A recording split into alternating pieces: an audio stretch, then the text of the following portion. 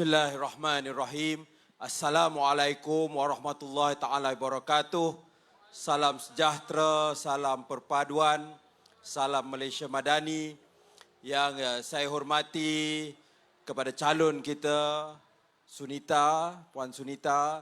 Seterusnya kepada Cik Syukri, mewakili Barisan Nasional.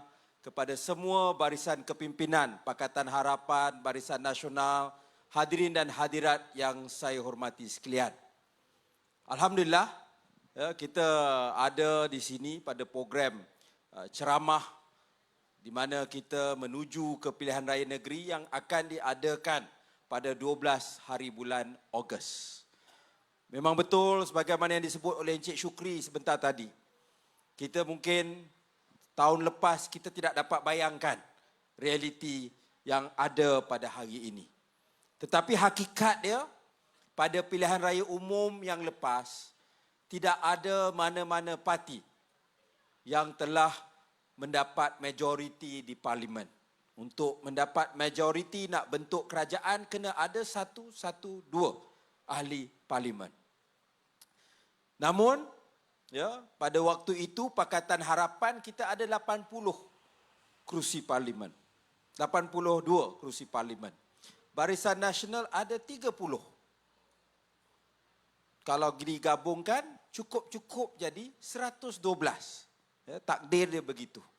Kemudian datanglah GPS, GRS dan parti-parti yang lain yang berhasrat untuk bersama di dalam kerajaan perpaduan.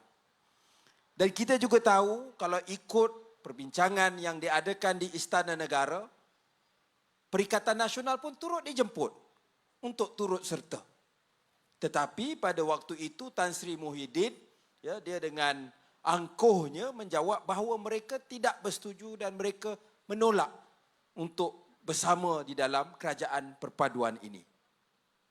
Bagi saya, dia nak tolak, dia nak turut serta, itu tidak ada masalah. Itu sebahagian daripada lumrah demokrasi.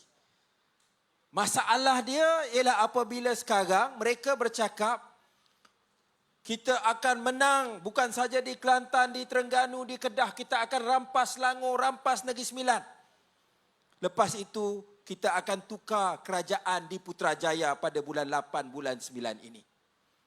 Masalah dia, saudara-saudara, mereka tidak dapat terima realiti. Kalau kamu dah memilih untuk menjadi pembangkang, jadilah pembangkang yang baik. Sekarang, waktu buat pertama kali dalam sejarah, Perdana Menteri tiap-tiap Selasa akan jawab soalan di Parlimen. Perdana Menteri datang. Kalau zaman Tan Sri Muhyiddin, cukup susah nak datang Parlimen. Tetapi pimpinan utama tak datang. Ketua Pembangkang tak datang. Tan Sri Muhyiddin tak datang. Haji Hadi lagi susahlah. Jadi saudara-saudara, itu yang kita kata, kalau mereka sanggup jadi pembangkang yang baik, soal di parlimen, kritik dan sebagainya, tidak ada masalah. Sampai 5 tahun, katakanlah kerajaan perpaduan ini tidak berjaya, saya yakin rakyat Malaysia dah matang. Rakyat Malaysia dah ada pengalaman tukar kerajaan. Tidak ada masalah untuk rakyat Malaysia nak buat pilihan kepada pihak yang betul-betul layak untuk menjadi kerajaan.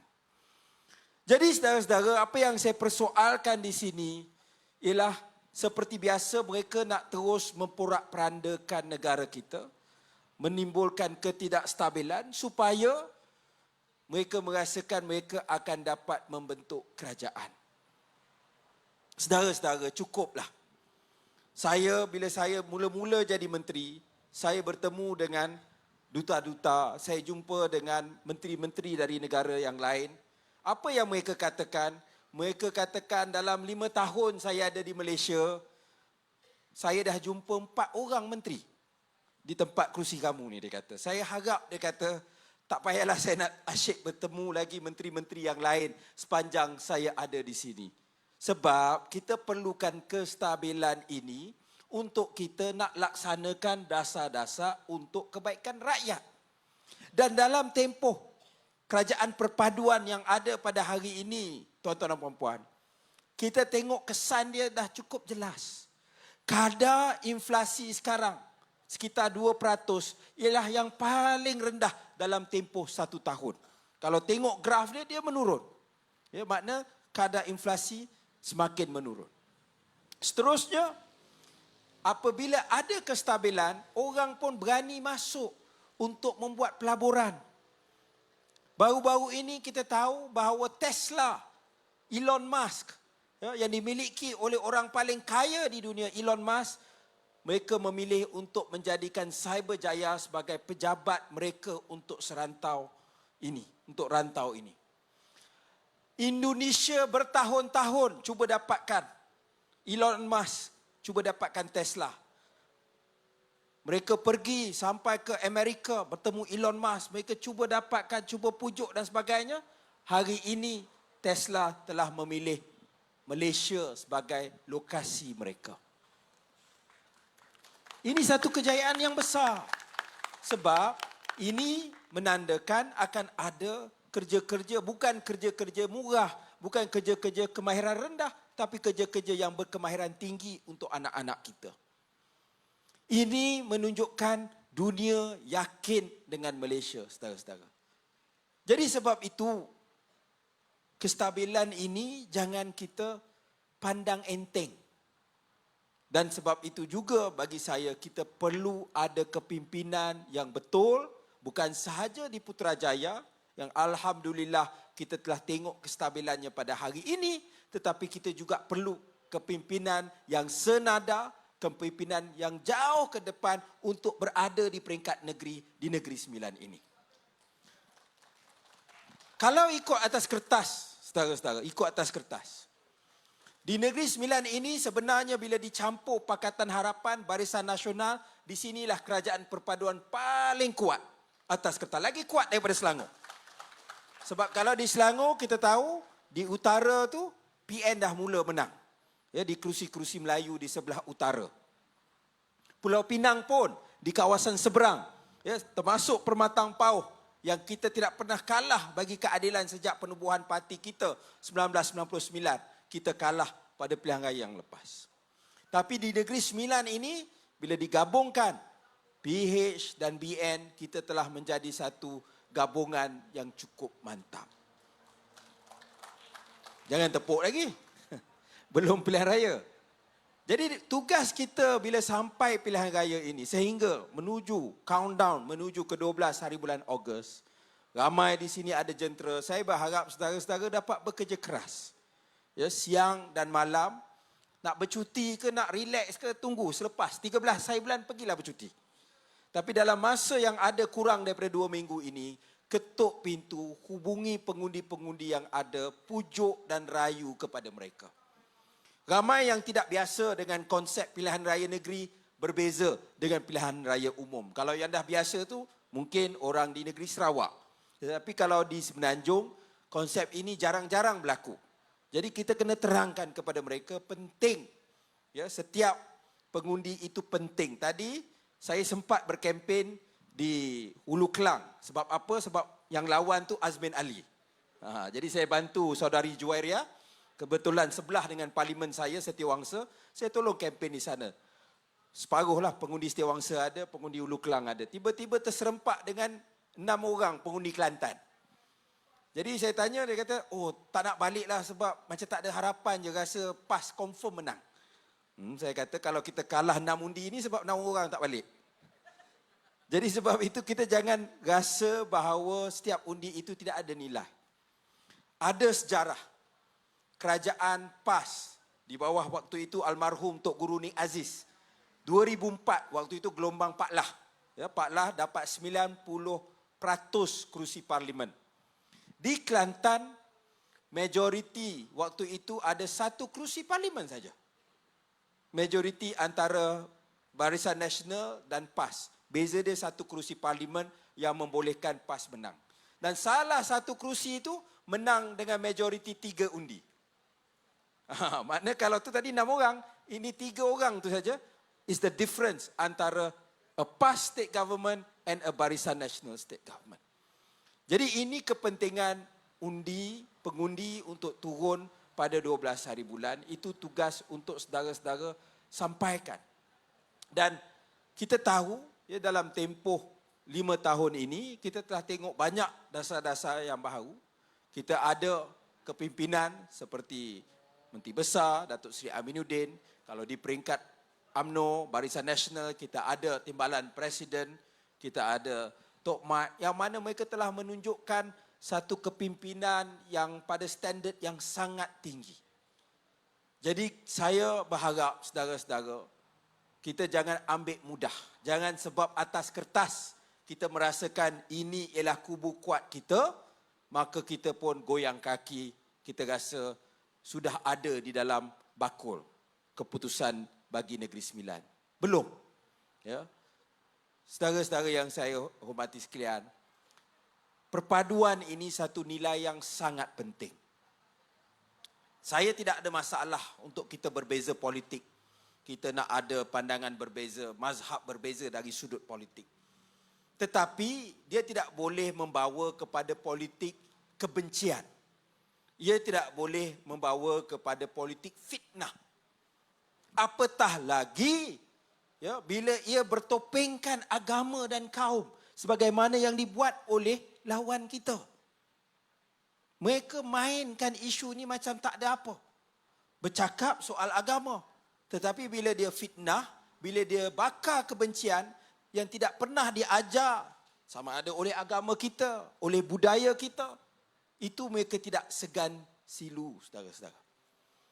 Jadi sebab itu bagi saya penting supaya anak-anak kita tidak terperangkap dengan politik yang membawa diri kita ke belakang. Ini satu perkara yang saya rasa sangat-sangat penting. Jadi sebab itu bagi saya, kita perlu tolak betul-betul politik kebencian yang dibawa oleh pihak lawan kita. Kalau nak berbeza pandangan, boleh. Macam mana nak buat sekolah lagi baik, macam mana nak dapat harga barang lagi murah, itu kita boleh berbeza pandangan, berdebatlah sampai esok pagi. Tetapi kalau nak tanam bibit-bibit kebencian dalam negara yang majmuk, negara yang pelbagai kaum seperti dan juga terutamanya negeri-negeri seperti Negeri Sembilan ini, bagi saya itu langkah yang perlu kita tolak jauh-jauh. Saudara-saudara yang saya hormati sekalian, maka kita tahu pilihan raya negeri kali ini walaupun tidak akan memberi kesan sebenarnya kepada kedudukan Kerajaan Persekutuan. Sebab Kerajaan Persekutuan telah pun dibentuk. Kita sudah ada Akta Anti Lompat Parti. Ya? Jadi tidak boleh nak jatuhkan Kerajaan Persekutuan. Namun kita juga kena faham bahawa kita nak yang terbaik untuk ke-6 buah negeri, terutamanya Negeri Sembilan. Potensi Negeri Sembilan ini sangat besar.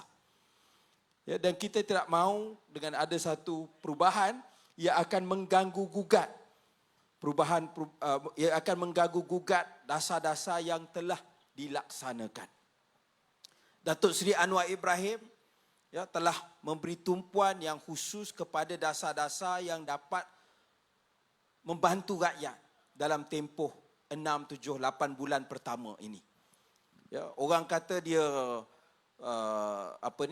dia banyak keluar dan sebagainya, itu tidak betul. Ya, kebanyakan lawatan keluar negara dan sebagainya adalah sangat minima. Tapi dia bagi tumpuan kepada apa yang dapat dibuat oleh rakyat. Saya pun kadang-kadang malu sebab walaupun umur saya 41, umur Datuk Seri Anwar 76, tapi macam terbalik pula bila tengok kerja, bila tengok laju dia jalan tu macam terbalik. Saya yang macam umur 76. Tetapi yang paling penting bagi saya saudara-saudara ialah beliau mengambil pendekatan untuk mengutamakan rakyat. Benda yang kita rasa mungkin kecil, tetapi impak dia sangat besar. Yang dibuat dengan kerjasama Allahyarham Datuk Seri Salahuddin Ayub, menu rahmah. Ya, sepinggan RM5 lengkap. Saya tadi bertemu dengan seorang pengusaha besar. Beliau katakan sebenarnya tidak ada masalah pun nak buat sebab dia kata asalkan bukan itu main business dia. Kalau main business dia menu rahmah, memang dia susah nak buat lama lah. Tetapi kalau dia sebagai sebuah kedai besar, jual macam-macam makanan, dia kata market dia 10-15% sahaja. tak bagi kesan besar sangat kepada dia. Tetapi kepada mereka yang dapat beli makanan yang lengkap, ada sayur sikit, ada ayam, ada nasi, ada setengah kedai, bagi air sekali, itu sudah cukup memberi satu kesan yang besar kepada mereka. Dia kata mudah aja dia punya ni. Bila dah sampai tengah bulan, dia kata menu rahmah tu jadi popular. Ya, jadi kita faham kedudukan rakyat yang terdesak. Sebab itu nanti saudara Rafizi mungkin akan sentuh antara perkara yang kita nak tekankan di peringkat kerajaan perpaduan ini ialah soal gaji progresif. Kita tahu kadar gaji di Malaysia ini masih rendah. Daripada saya mula kerja sampai hari ini tak banyak beza gaji permulaan. Walaupun kita pergi ke universiti. Tetapi harga rumah, harga makan minum, harga pengangkutan, harga minyak semua dah meningkat. Jadi sebab itu ya, kerajaan tak mampu nak subsidi sampai bila-bila untuk semua. Kita boleh bagi subsidi, boleh bagi bantuan untuk orang yang paling miskin. Itu betul. Apa pendekatan terbaik ialah dengan menaikkan pendapatan rakyat. Itu akan bagi kesan yang terbesar. Kita kawal beberapa perkara dengan inisiatif seperti menu rahmah. Tetapi yang lebih besar, kita kena tengok bagaimana kita dapat naikkan pendapatan untuk rakyat. Kita dapat memastikan mereka mendapat kerja yang bermaruah. Itu sahaja cara dia. Dan itu, saudara-saudara, adalah perkara yang perlu kita tekankan untuk kita tengok satu masa depan yang lebih baik untuk anak-anak kita. Antara perkara terbesar, cabaran terbesar bagi Negeri Sembilan selama ini ialah kerana lokasi dia. Dari segi geografi ada untung. Dia terletak di bawah atau di selatan Selangor. Jadi dia dapat tempias. Bila lagi-lagi bila dibangunkan Putrajaya, dibangunkan KLIA, maka kita tengok ya, nilai misalnya telah menjadi satu kawasan yang sangat maju. Namun ya, orang merasakan dia lebih baik fokus kepada Kuala Lumpur, Selangor, di Lembah Kelang, ada Melaka, ada Johor. Jadi Negeri Sembilan ini kadang-kadang ada cabaran dia yang tersendiri. Begitu juga kalau kita tengok di Perak, mereka juga hadapi cabaran yang sama antara Selangor dan Pulau Pinang. Jadi sebab itu pendekatan ekonomi yang dapat memastikan seramai mungkin ya, dengan teknologi yang ada pada hari ini, dengan pembangunan yang ada pada hari ini, bukan semua anak-anak kita perlu ke KL, perlu ke Pulau Pinang, perlu ke Selangor untuk mendapat kerja yang terbaik. Sekarang kita boleh bekerja di mana-mana. Kalau di dalam setengah-setengah bidang misalnya. Orang nak duduk lebih lapang, tanah lagi banyak dan sebagainya, mungkin dia nak pilih nak duduk di Pilah sebagai contoh. Tapi apa yang kerajaan kena buat? Internet kena bagus. Kan? Itu kerja kerajaan lah yang kena sediakan. Tetapi sebab itu gandengan antara kerajaan persekutuan dan kerajaan negeri itu sangat penting, saudara-saudara. Dan kita dapat tengok, ya, saya ini complicated sedikit lah. Kalau dulu Facebook dia kata it's complicated. Sebab saya ini mak ayah orang Kelantan. Lahir di PJ, wakil rakyat 2 penggal Adun di Selangor. Sekarang jadi ahli parlimen 2 penggal di KL. Jadi kalau orang tanya mana, saya tengok tim bola mana yang tengah top sekarang. Yang pastinya bukan Johor lah. Apa yang saya nak ceritakan sedikit, kita telah tengok rekod di negeri Kelantan. Yang mana saya sebagai orang yang ada kaitan, ada lagi saudara mara, pakcik-makcik yang masih lagi tinggal di negeri Kelantan, kita telah lihat apabila begitu lama ya, mereka memerintah, bagaimana negeri itu terus ketinggalan. Kelantan misalnya, kadar kemiskinan nombor 1. Kadar masalah sosial pun nombor 1. Tapi bercakap soal negara Islam. Bagaimana benda tu boleh, saya tak faham. Ya, kalau dicakap, oh kita baru memerintah sepenggal, bolehlah. Tapi ini sudah 33 tahun. Dan kita juga dapat tengok perubahan. Pada zaman almarhum Tok Guru Nik Aziz, kita orang UMNO ke, orang keadilan ke, kita ada respect kepada almarhum. Hatta orang yang bukan Muslim pun, pada waktu itu mereka pergi nak tengok kepimpinan Tok Guru. Sebab ini Tok Guru yang jarang-jarang ada. Bercakap hebat, buat pun hebat. Ramai di antara kita ni bercakap hebat, nak buat tu susah sikit. Jadi, tapi selepas itu, bila dah begitu lama, mereka dah lupa, tak fikir pasal rakyat. Saya bagi contoh paling mudah. Saya tak tahulah kereta rasmi di Negeri Sembilan macam mana, tapi saya rasa kalau Exco tu banyak pakai Accord lah, Honda Accord, kalau tak silap saya. Selangor pakai Toyota Camry, MB sampai Exco. Kelantan ni, bukan saja MB, Exco pun pakai Merc.